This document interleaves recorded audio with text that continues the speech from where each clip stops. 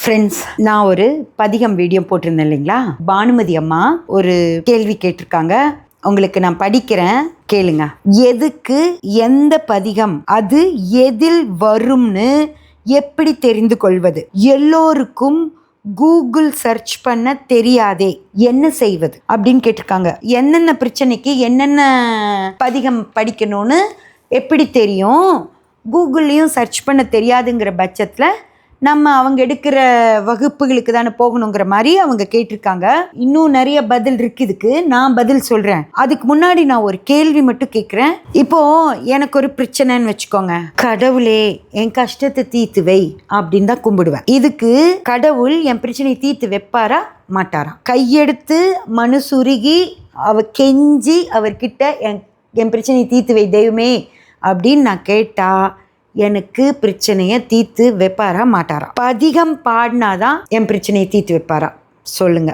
ஏதாவது ஒரு தெய்வம், எந்த தெய்வம் வேணாலும், எனக்கு பதிகம் பாடினாதான் உன் பிரச்சனையை நான் தீர்த்து வைப்பேன் அப்படின்னு சொன்னாரா? பதிகம் பாடினாதான் இந்த விஷயம் நடக்கும், இந்த விஷயம் நடக்கும், இந்த விஷயம் நடக்கும் அப்படின்னு இருக்கா? ஒரு குறிப்பிட்ட பதிகம் பாடினாதான் ஒரு விஷயம் நடக்கும் அப்படின்னு சொல்றீங்கல்ல?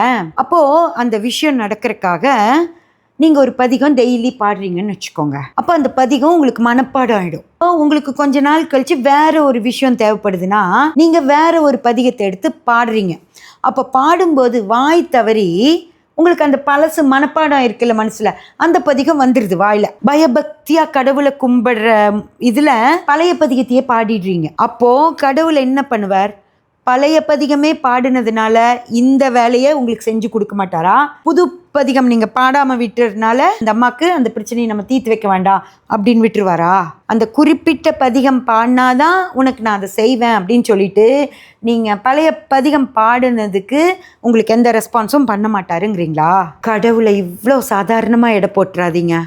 அவர் பரமாத்மா. ஓம் நம சிவாய அப்படின்றதே ஒரு மிகப்பெரிய மந்திரம். ஓம் நம சிவாயா, எனக்கு ஒரு குழந்தைய கொடு.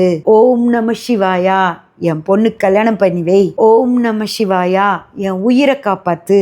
ஓம் நம சிவாயா, என் பையன் ஃபாரின்ல இருக்கான், அவனுக்கு எந்த கஷ்டமும் வராம பாத்துக்கோ. ஓம் நம சிவாயா, எனக்கு ஒரு வீடு வேணும் அப்படின்னு கேட்டீங்கன்னா கொடு. ஓம் நம சிவாயாலேயே உங்களுக்கு எல்லாமே கிடைக்கும். இந்த ஓம் நம சிவாயா எனக்கு செய்யாது, வேற மந்திரங்கள் நான் படிச்சாதான் இதெல்லாம் கிடைக்கும் அப்படின்னு சொல்றீங்களா?